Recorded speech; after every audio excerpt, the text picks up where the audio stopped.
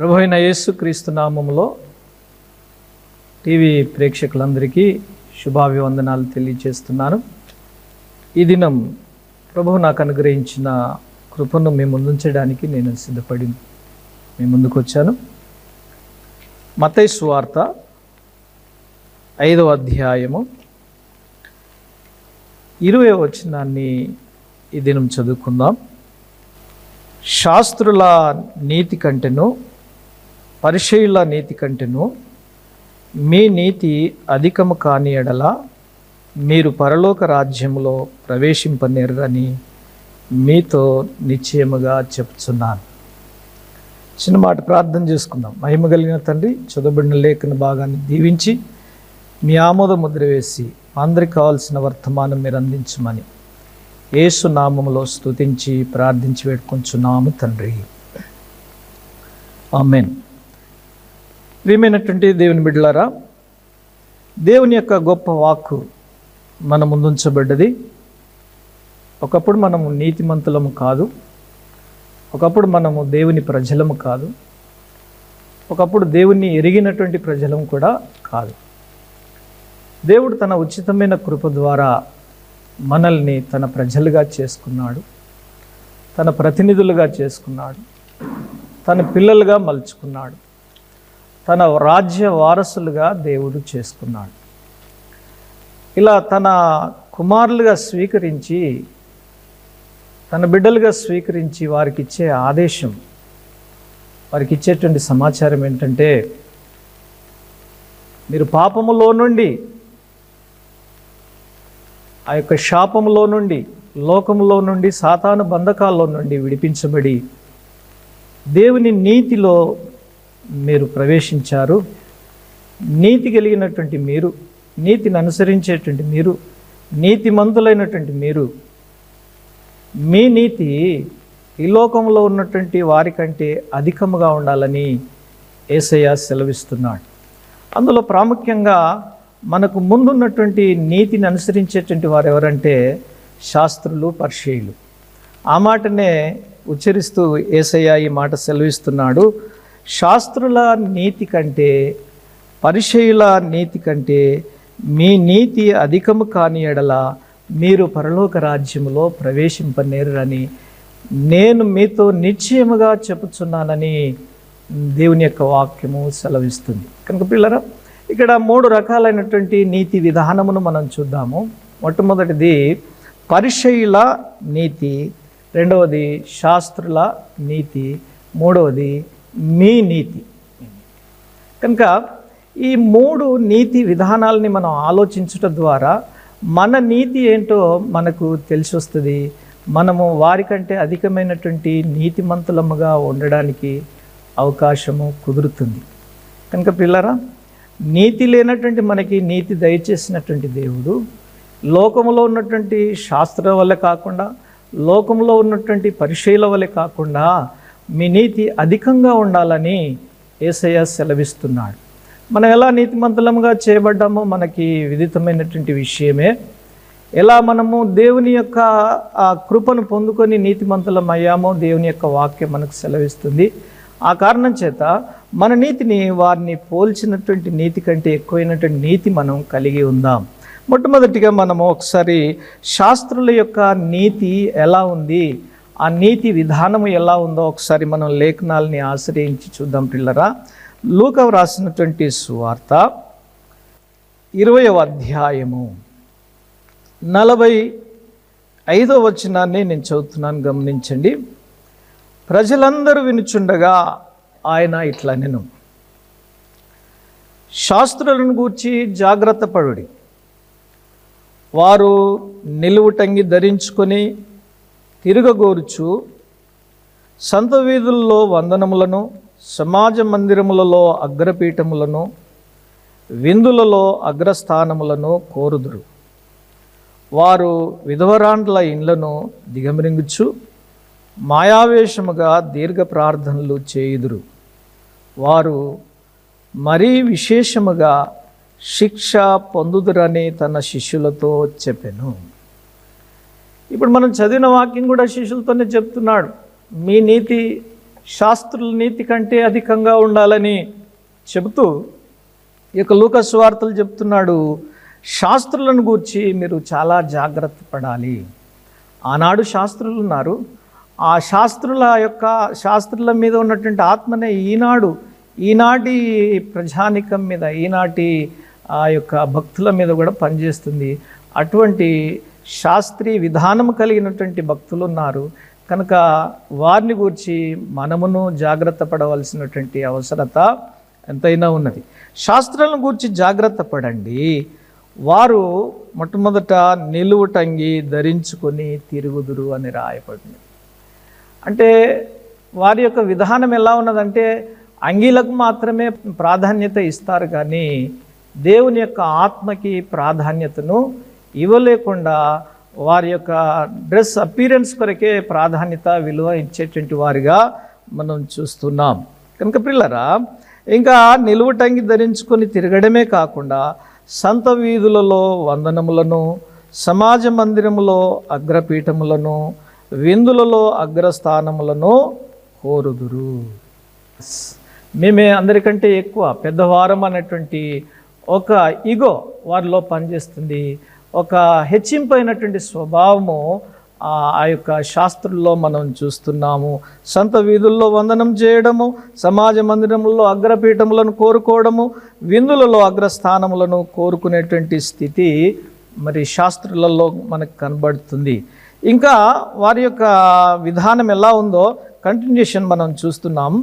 వారు విధవరాండ్ర ఇండ్లను దిగమింగుచు మాయావేశముగా అంత మాయతో కూడినటువంటి విధానముగా మరి దీర్ఘ ప్రార్థనలు చేయుదురు అని రాయబడినది. కనుక పిల్లరా, ఇవన్నీ చాలా ప్రాముఖ్యమైనటువంటి విషయాలు, నీతికి అనుసంధానమైనటువంటి విషయాలు. మనము నీతిమంతులముగా చేయబడ్డాము. మనము ఈ దీర్ఘ ప్రార్థనలు కాకుండా సరైన ప్రార్థన మనం చేసేటువంటి వారముగా ఉండాలి. ఈ మాయావేషం వేసుకోకుండా దేవుణ్ణి ధరించుకున్నటువంటి వారముగా ఉండాలి. సంత వీధుల్లో వెళ్ళకుండా మనము గుట్టుచప్పుడుగా మన గదిలోనికి వెళ్ళి మనం ప్రార్థనలు చేసేటువంటి వారముగా ఉండాలి. దీనిని దేవుడు ఏం చెప్తున్నాడంటే, శాస్త్రుల నీతి ఆ విధంగా ఉంటే మీ నీతి వారికంటే అధికముగా ఉండాలి. అంటే మనం ఇంకా అధికముగా ఉండాలంటే వారికంటే ఎక్కువైనటువంటి విధంగా మనం సంత వీధుల్లో తిరుగుతూ ప్రార్థన చేయాలనే ఉద్దేశం కాదు. వారికంటే శ్రేష్టమైన రీతిలో దేవుడు కోరుకున్నటువంటి విధానములో ఉండాలని దేవుని యొక్క వాక్యము సెలవిస్తుంది. కనుక ప్రియమైనటువంటి వారులారా, శాస్త్రులకంటూ ఒక నీతి ఉన్నది. ఆ శాస్త్రులకు ఉన్నటువంటి నీతి మీలో ఉండకుండా మీ నీతి వారి నీతి కంటే అధికంగా ఉండాలని యేసయ్య కోరాడు. కనుక శాస్త్రులకు ఉన్నటువంటి నీతిని ఇక్కడ ప్రస్తావించి రాసి ఉంచబడినది. శాస్త్రుల నీతి నిలువుటంగి ధరించుకునుట, సంత వీధుల్లో వందనం చేయుట, సమాజ మందిరములో అగ్రపీఠములను కోరుకొనుట, ఆ యొక్క విందులలో అగ్రస్థానములను కోరుకొనుట, ఆ విధవరాండ్ల ఇండ్లను దిగమింగుచు మాయావేషము ధరించుకొని దీర్ఘ ప్రార్థనలు చేసేటువంటి నీతి వారి నీతి. నా ప్రియమైనటువంటి దేవుని బిడ్డలారా, యేసయ్య వచ్చేసరికి శాస్త్రుల యొక్క నీతి విపరీతమైపోయింది. దాన్ని యేసుక్రీస్తు సహించలేకపోయాడు, దాన్ని యేసుక్రీస్తు ఇష్టపడలేకపోయాడు. ఆ కారణం చేతనే ఆ నీతి సరైన నీతి కాదు, ఆ నీతిని మీరు అనుసరించి నడవకూడదు అని ఖండితంగా శిష్యులకి ఆజ్ఞ జారీ చేశాడు. ఈ 3 విషయాలని మనము మత్తయి సువార్త 5వ అధ్యాయము 20వ వచనంలో ఉన్నటువంటి 3 విషయాల్లో రాయబడినటువంటి నీతిని మనం స్పష్టంగా గమనించవలసినటువంటి వారమై ఉన్నాం. శాస్త్రుల నీతి కంటే, అలాగే పరిసయ్యుల నీతి కంటే మీ నీతి అధికం కావాలి. ఎప్పుడైతే అధికమవుతుందో అప్పుడు మాత్రమే మీరు పరలోక రాజ్యములో ప్రవేశిస్తారు. లేదంటే పరలోక రాజ్యములో ప్రవేశించడానికి ససేమిర మీకు అవకాశము లేనేలేదు. మన యొక్క ప్రయాస, మన యొక్క ఆరాటము, మన యొక్క భక్తి పోరాటము దేని కొరకంటే మనం పరలోక రాజ్యంలో ప్రవేశించుట కొరకే అని మనం మర్చిపోకూడదు. పరలోక రాజ్యంలో ప్రవేశించేటువంటి మనము, పరలోక రాజ్యం కొరకు ఎదురు చూస్తున్నటువంటి మనము, పరలోక రాజ్యం కావాలని కోరుకుంటున్నటువంటి మనము ఈ యొక్క సూక్తిని తప్పకుండా మనము అనుసరించాలి. యేసయ్య ఖండితంగా నిశ్చయంగా చెబుతున్నాడు. నిశ్చయంగా చెప్పేటువంటి ఈ మాటను మనము ఒకసారి ఆలోచన చేయాలి. కనుక శాస్త్రుల నీతి ఆ విధంగా ఉంటే మన నీతి దానికి వేరైన విధముగా, మన నీతి దానికి ఇంకా ప్రత్యామ్నాయంగా, మన నీతి ఇంకా ఉన్నతంగా ఉండాలని యేసయ్య కోరాడు. కనుక వారి నీతి కంటే మన నీతి ఎక్కువగా ఉండాలని యేసుక్రీస్తు కోరుచున్నాడు. మన నీతిని మనం మెరుగుపరుచుకుందాం. రెండవ విషయాన్ని మనం గమనించుదాం ప్రియులరా. రెండవ విషయము పరిసయ్యుల యొక్క నీతి. మొట్టమొదట మనం శాస్త్రుల యొక్క నీతిని చూసాము. రెండవదిగా పరిసయ్యుల యొక్క నీతిని మనం చూస్తున్నాము. పరిసయ్యుల యొక్క నీతి ఏ విధంగా ఉన్నదో ఒకసారి లేఖనాలని మనం ఆధారం చేసుకొని మనం ముందుకు వెళ్దాం ప్రియులరా. లూకా రాసినటువంటి సువార్త 18వ అధ్యాయము, అందులో 9వ వచనము నుండి ఒకసారి మనం గమనిస్తే, తామే నీతిమంతులమని తమ్ము నమ్ముకొని ఇతరులను తృణీకరించు కొందరితో ఆయన ఈ ఉపమానము చెప్పెను. చెప్పబడిన ఉపమానము ఏమైనదో ఒకసారి గమనించండి. ప్రార్థన చేయుటకై 2 మనుషులు దేవాలయమునకు వెళ్ళిరి. వారిలో ఒకడు సుంకరి, రెండవ వాడు పరిసయ్యుడు. పరిసయ్యుడు నిలవబడి మనం ఇప్పుడు పరిసయ్యుల యొక్క నీతిని గురించి కదా వింటున్నాం. పరిసయ్యుడు నిలవబడి, దేవా, నేను చోరులను, అన్యాయస్తులను, వ్యభిచారులనైనా, ఇతర మనుషుల వలనైనను, ఈ సుంకరి వలనైనను ఉండనందుకు నీకు కృతజ్ఞతాస్తుతులు చెల్లించుచున్నాను అంటున్నారు. అలాగే వారమునకు 2 మార్లు ఉపవాసము చేయుచు నా సంపాదన అంతటిలో 10వ వంతు చెల్లించుచున్నానని తనలో తాను ప్రార్థించుచుండెను. అయితే సుంకరి దూరముగా నిల్చుండి ఆకాశం వైపు కన్నులెత్తుటకైనను ధైర్యము చాలక రొమ్ము కొట్టుకొంచు, దేవా, పాపినైన నన్ను కరుణించుమని పలికెను. అతని కంటే ఇతడు నీతిమంతుడుగా తీర్చబడి తన ఇంటికి వెళ్ళనని మీతో చెప్పుచున్నాను. ప్రియమైనటువంటి దేవుని బిడ్డలారా, గమనించండి. పరిసయ్యుల యొక్క నీతి ఎలాగున్నదంటే, వారు చేసే ప్రార్థనలో హెచ్చింపు ఉన్నది. హెచ్చింపు కలిగినటువంటి ప్రార్థనగా ఉంది. అక్కడ సుంకరి అనేటువంటి ఒక వ్యక్తి ప్రార్థన చేస్తున్నాడు. అతని కంటే ఇతని ప్రార్థన ఉన్నతంగా కనబడుతుంది. అతని ప్రార్థన హెచ్చించుకొనినటువంటి ప్రార్థనగా ఉన్నది. సుంకరి ప్రార్థన తగ్గించుకున్న ప్రార్థనగా ఉంది. కనుక ప్రార్థనలో ఉచ్చరించేటువంటి అంశాలు ఏంటి? ప్రార్థనలో నేను వారమునకు 2 మార్లు ఉపవాసం చేయించున్నాను. ఈ విషయాన్ని మనం గమనించినట్లయితే నీతిని అనుసరిస్తున్నటువంటి మనము మరి వారానికి 2 రోజులు ఉపవాసం ఉంటున్నామా? వారానికి 2 రోజులు కాదు కదా, ఒక్కరోజు కూడా ఉండలేకపోతున్నాం. ప్రియమైన వారులారా, మరి పరిసయ్యుల నీతి కంటే మన నీతి మరి బాహ్యంగా అధికం కావాలంటే వారు వారానికి 2 రోజులు ఉంటే మనం వారానికి 3 రోజులు ఉండాల్సినటువంటి పరిస్థితి ఉంది. కాకపోతే వారమునకు 2 రోజులుండి దేవునికి తెలియనట్టు దేవునికే ప్రార్థన చేస్తున్నాడు. నేనైతే వారానికి 2 రోజులు ఉపవాసం ఉంటున్నాను. నువ్వు 1 రోజున్నా, 2 రోజులున్నా, ఎన్ని రోజులున్నా దేవునికి నీకు తెలిసేటువంటి అనుబంధమైనటువంటి విషయం కనుక నువ్వు దాన్ని అంతగా ప్రస్తావించి చెప్పాల్సినటువంటి అవసరం ఏమీ లేదు. వారానికి 2 రోజులు ఉపవాసం ఉంటున్నాడు. అలాగే సంపాదన అంతటిలో 10వ వంతు చెల్లిస్తున్నాడు. ఈ రోజుల్లో ఈ 10వ వంతు విషయం మనం ఆలోచించినట్లయితే ప్రియమైనటువంటి దేవుని బిడ్డలారా, చాలామంది 10వ వంతు చెల్లించట్లేదు. మరి నీతిమంతుడైనటువంటి నీతిని అనుసరించినటువంటి ఆ పరిసయ్యుడు 10వ వంతు చెల్లిస్తున్నాడు. నీ ఆస్తిలో దేవునికి భాగాన్ని ఇస్తున్నావా? 10వ వంతు చెల్లిస్తున్నావా? నీకు వచ్చే రాబడిలో నుండి దేవునికి ఇవ్వగలుగుతున్నావా? నీ రాబడిలో నుండి ఇవ్వాలే, నీ యొక్క భాగాన్ని దేవునికి చెల్లించాలి. 10వ వంతు తప్పకుండా దేవునికి ఇచ్చే బిడ్డవుగా ఉండాలి. ఇవ్వకుండా పిసినారిగా ఉన్నట్లయితే నీకున్నటువంటి ఆశీర్వాదము దూరమయ్యేటువంటి ప్రమాదం ఉన్నది. కనుక ప్రియమైనటువంటి వారలారా గమనించండి. దేవుని బిడ్డలమైనటువంటి మనము, నీతిని అనుసరిస్తున్నటువంటి మనము, నీతిని కలిగి జీవిస్తున్నటువంటి మనము, మనకు కలిగిన దాంట్లో నుండి దేవునికి ఇచ్చేటువంటి మంచి మనసు మనము కలిగి ఉండాలి.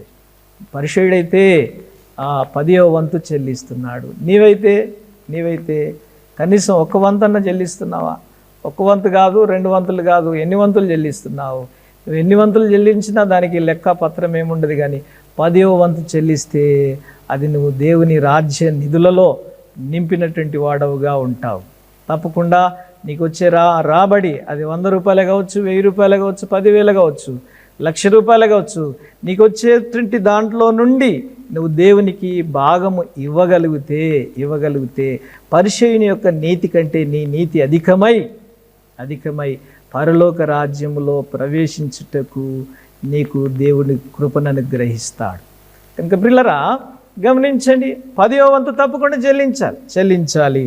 అక్కడే మొదటి పైన విషయంలో రాసుంటుంది కదా, దేవా నేను చోరులను, అన్యాయస్తులను, వ్యభిచారులనైనా, ఇతర మనుషుల వలనైనను, ఈ సుంకరి వలనైనను ఉండనందుకు నీకు కృతజ్ఞతలు చెల్లిస్తున్నా. ఏమండి, తనను తాను ఎలా పోల్చుకుంటున్నాడు? నేను సుంకరిలాగా లేను, చోరులాగా లేను, ఆ యొక్క అన్యాయస్తునిలాగా లేను, వ్యభిచారులాగా లేను, నేను చాలా నీతిమంతుణ్ణి అనుకుంటున్నాడు. దేవుని వాక్యం చెప్తుంది, నీతిమంతుడు లేడు, ఒక్కడు కూడా లేడు. అందరూ దేవుడు అనుగ్రహించేటువంటి మహిమను పొందలేక పాపిష్టి ప్రజలుగా జీవిస్తున్నారు. ఈ సంగతి మర్చిపోయి నేను వీనిలాగా లేను, వానిలాగా లేనని చెప్పి ఈయన గొప్పలు చెప్పుకుంటున్నాడు, తనను తాను హెచ్చించుకుంటున్నాడు.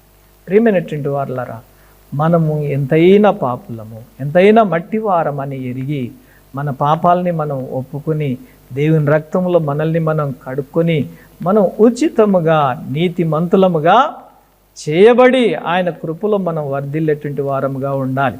కనుక ఈ యొక్క శాస్త్రి యొక్క నీతి ఏ విధంగా ఉన్నదంటే తనను తాను హెచ్చించుకున్న నీతి. మరి ఇప్పుడు ఆ యొక్క పరిసయ్యుని యొక్క నీతి ఏ విధంగా ఉన్నది? తనను తాను హెచ్చించుకున్నటువంటి నీతిగా మనం చూస్తున్నాము. మరి ఇప్పుడు నీ నీతి ఎలా ఉండాలి? నీ నీతి కూడా హెచ్చించుకున్న విధంగా ఉన్నట్లయితే నీవు ఒక శాస్త్రి అయిపోతావు, నీవు ఒక పరిసయ్యుడు అయిపోతావు. పరలోక రాజ్యంలో ఎంత మాత్రమును నీవు ప్రవేశించలేవు. నా ప్రియమైనటువంటి దేవుని బిడ్డలారా, మనము పరలోక రాజ్యములో ప్రవేశించాలి అంటే పరిసయ్యుని యొక్క నీతి కంటే, శాస్త్రి యొక్క నీతి కంటే మన నీతి అధికంగా ఉండాలి. అధికంగా ఉన్నటువంటి నీతి విధానము మనము సుంకరి జీవితంలో చూస్తాం. సుంకరి చూడండి, అయితే సుంకరి దూరము నుండి నిలుచుండి, ఇంకా మందిరం దగ్గరికి రానలేదు, దూరము నుండి నిల్చుండి ఆకాశం వైపు కన్నులెత్తుటకైనను ధైర్యము చాలక రొమ్ము కొట్టుకొనుచు, దేవా పాపినైనా నన్ను కరుణించుమని పలికెను. ఏంటి మన ప్రార్థన విధానం ఎలా ఉండాలి?